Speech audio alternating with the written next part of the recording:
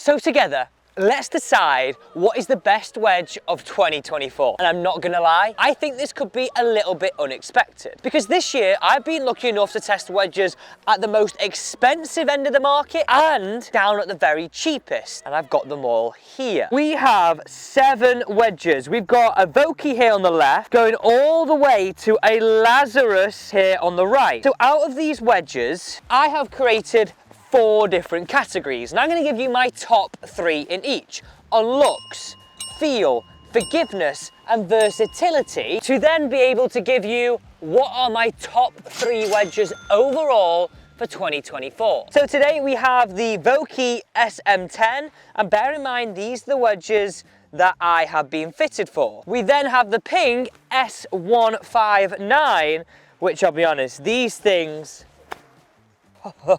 has so much spin in it, out the rough. These things are a beautiful looking wedge. Look at that there. Then I've decided to put 2 Clevelands in here. The RTX full face in a 54 and the CBX4 in a 58. So look at those wedges there. We then have, which I'm actually quite intrigued at, I've not actually hit this one yet, the Wilson Staff wedge. And if it's anything to go with this year, Wilson Staff products have really been very, very strong. And this is the Staff model wedges.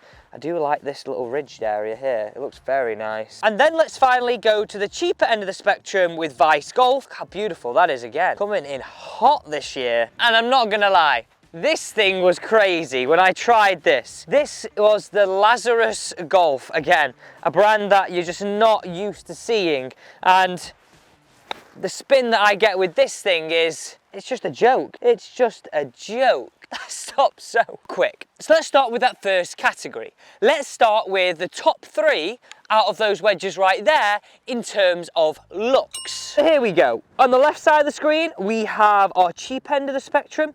This is our Lazarus Golf, going all the way through Wilson, into Cleveland, Ping, and then super expensive end of here is Ping and my SM10.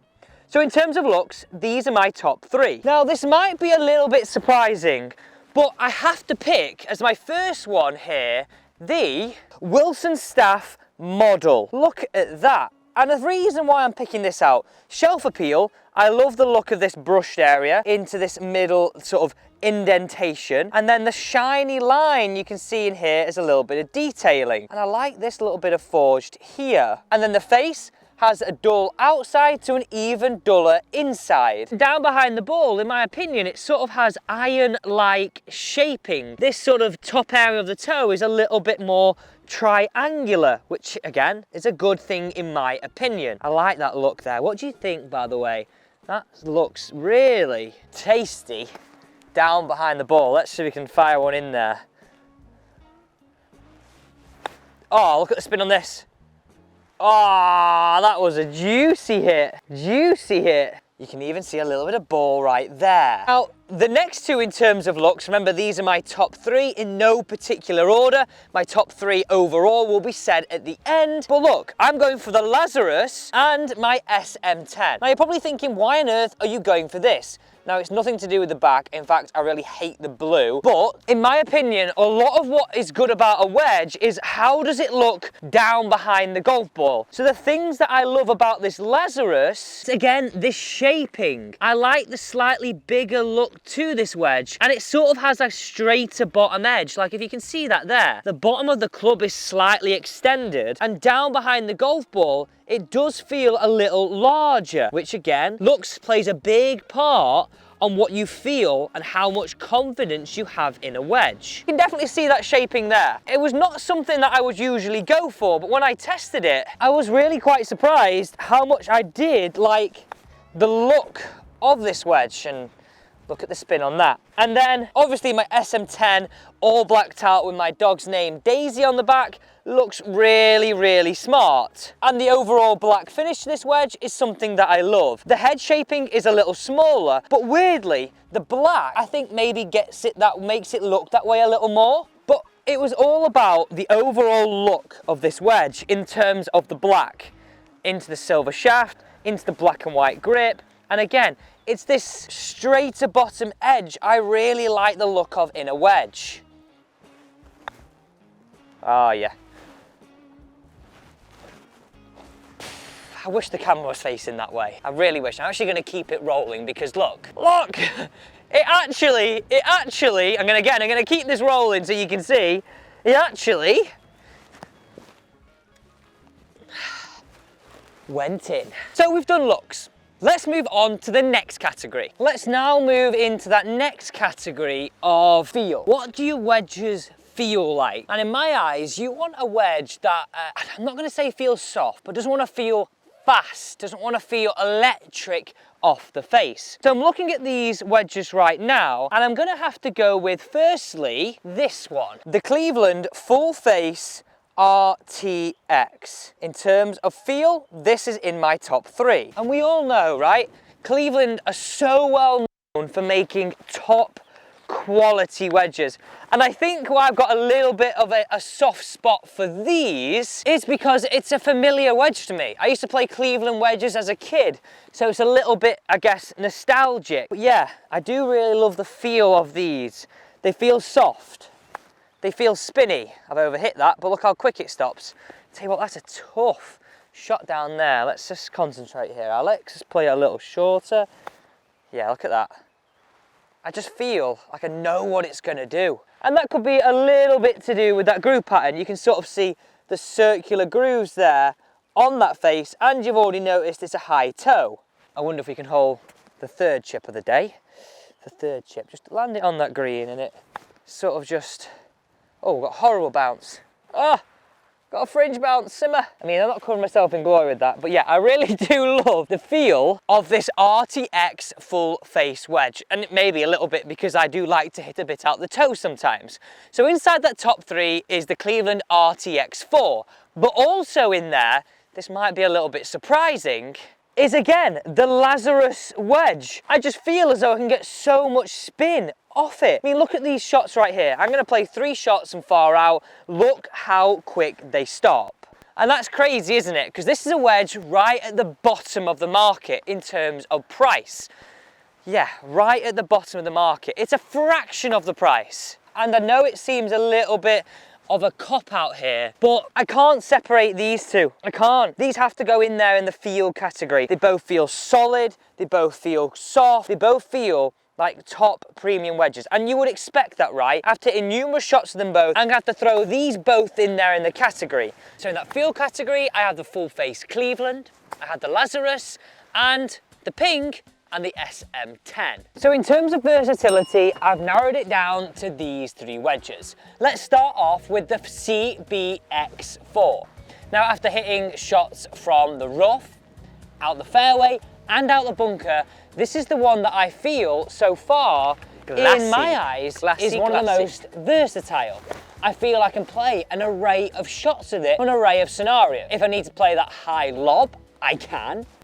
If I just need that bog standard chip off the side of the green, it feels like it can do that.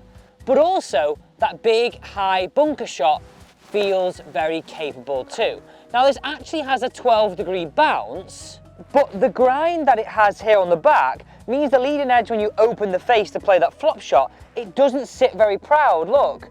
It's sort of ground out to make it sit better on the ground. That's why in my eyes, this is one of the most versatile wedges. And look, I really feel like that's it nice and square. I open it up, that leading edge doesn't sit very proud because of the grind on the back of the club. I then had to throw my SM10 in there. My 54 degree with 12 degrees bounce and a D grind. Again, I feel like I've got the capability of playing a pitch shot from the front of the green, a little chip shot and a bunker shot, all with this wedge. So in my eyes, a really versatile looking club.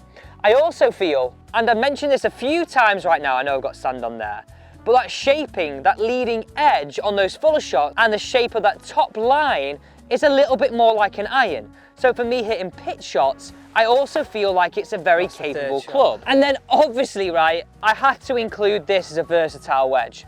The Cleveland RTX Full Face 2. It's a full face wedge. I really do feel it has the capabilities of playing any shot that you want from any lie. Like I'm stood here at the front of the green, I've hit a normal chip, I've hit a normal pitch, and then even on a tight lie, I feel like I can open up that face and I feel like I can hit that lob. So in my eyes, if a club is capable of playing an array of shots, that is why it's versatile. So my top three, for that, look at that there, you can see sort of ground out, and it's just a really nice looking club, and I feel like it can really play all those shots. So my top three for versatility are these. Now at this point, are there any wedges that are sticking out to you? You're like, yeah, you know what? I'd love to game them. I love the look of that. I don't like the look of that. Now remember, I'm sort of brushing over price. I put them in a price order just to sort of show you I'm not just looking at the most expensive wedges. And you can see each one, each category is sort of filled with different wedges. The only one that sort of is in there all the time is my SM10. It would be wrong if it wasn't in there, because if it wasn't in every category, then why would you game it? Why would you game it? Next up, the forgiveness category. And I have to start this category with the Lazarus wedge, simply for the fact of the oversized head, which looks extremely inviting down behind the golf ball. Like look, you can see, right? It looks quite big. So in the forgiving category, the Lazarus has to be in there for me. I can thin that, and that's going to stay on the green. That was a terrible shot, a thin, and I'm still on the green. Next, I'm going to look at the Ping S159, and I'll tell you for why. Again, it's the head shape, but for me, it's more this top line. It's not super thin. It's slightly on the chunkier side. So in terms of forgiveness, I just feel people are going to look at this a lot more in the sense of, oh, you know what? This could be okay to play with, quite forgiving, quite inviting. Yeah, I mean, look at that shot there.